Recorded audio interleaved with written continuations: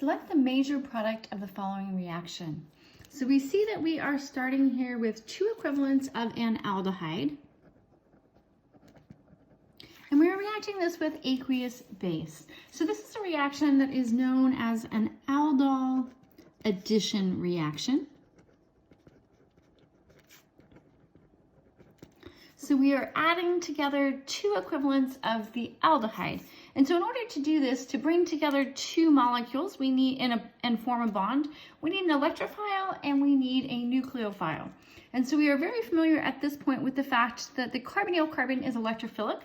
And we've also started to see that the alpha carbon can be made nucleophilic if we can convert it to an enol or an enolate.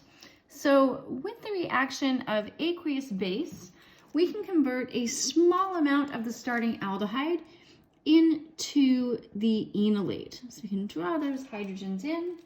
And so we've got hydroxide as a base. And so the hydroxide can remove one of these protons and convert some of this to the enolate. And I say only some because this acid-base reaction isn't going to proceed very far towards the products because it would be forming the stronger acid, the stronger base. It's going to prefer to stay as the weaker acid and weaker base. It's only 4, but so these uneven arrows are to indicate to you that this reaction is really kind of favoring that starting material. So here is the enolate that we have formed some of.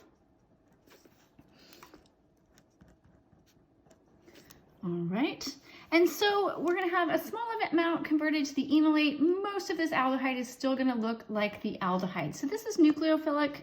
You still have more of that aldehyde around, and that's electrophilic. So we can show this adding to another equivalent of this aldehyde.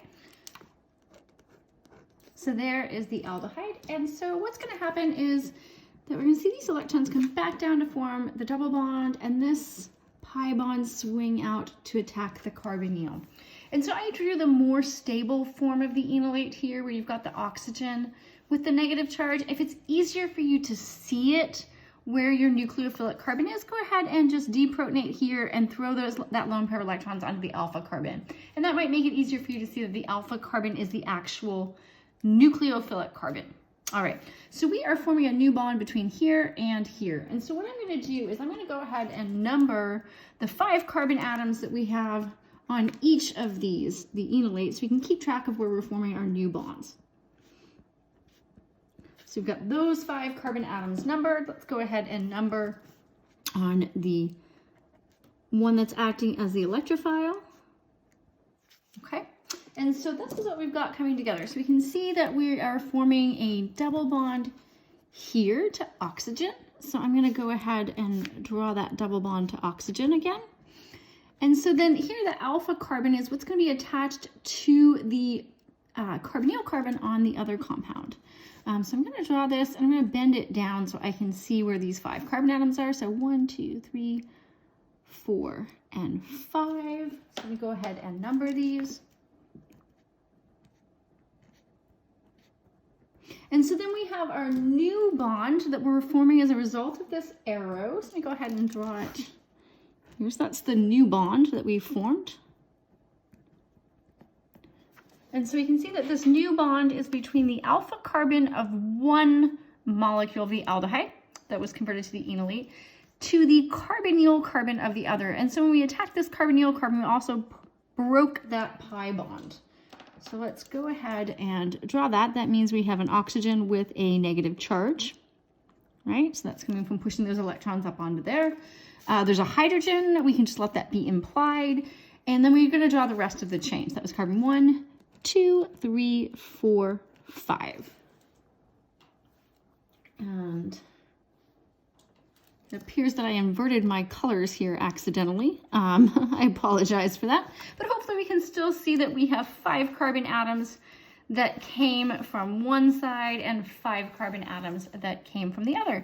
And then the last step of this, to get to the aldol, so aldol means aldehyde and alcohol.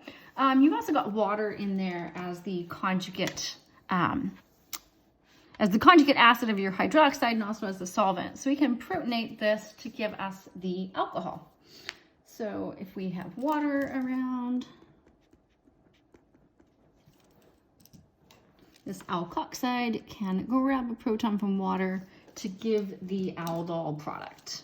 And so we can see that product.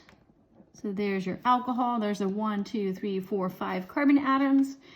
And so the new bond is to the alpha carbon. So there's the carbonyl.